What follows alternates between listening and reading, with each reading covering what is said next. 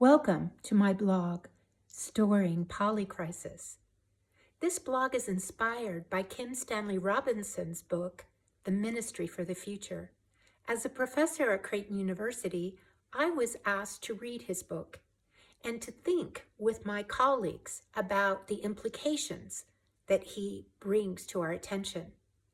He creates a dialogical process between his characters, bringing to our attention different scientific and also human aspects of climate change and the Anthropocene, or the sixth phase of extinction.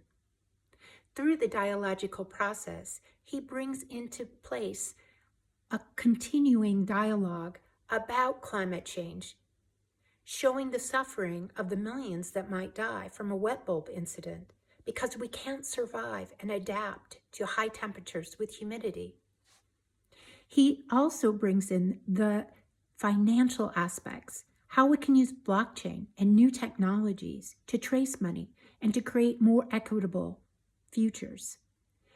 Futures that are betting on the future and not shorting the future.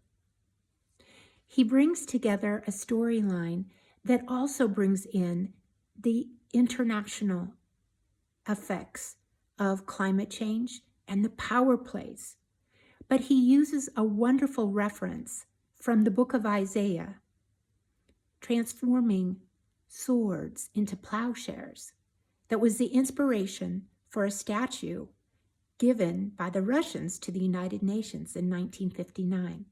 This symbol carries the psychic energy that we need today to transform our destructive weapons, but also our systems that destroy the planet into feasible and sustainable methods for living in harmony in and on Earthship, in a new relationship with the Earth.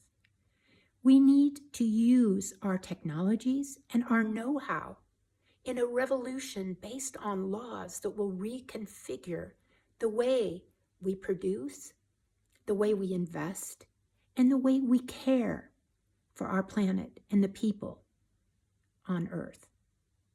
His book is an invitation to imagine a better way, to imagine a ministry that would care for the future of humanity.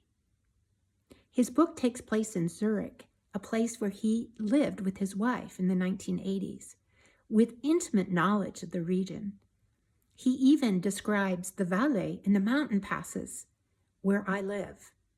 And so I really enjoyed Robinson's take on the ministry for the future, his imagination that an organism could be created, an organ from the Paris agreements that would care for our future, that would care for the children that are not yet born, that would imagine rewilding and regenerative agriculture, that would imagine a coin, a way of investing and creating a new money for sequestering carbon, a carbon coin.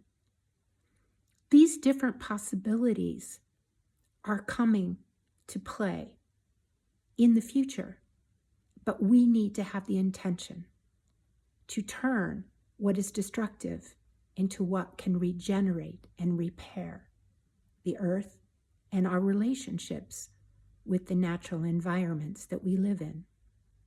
We must act now to avoid what we cannot adapt to.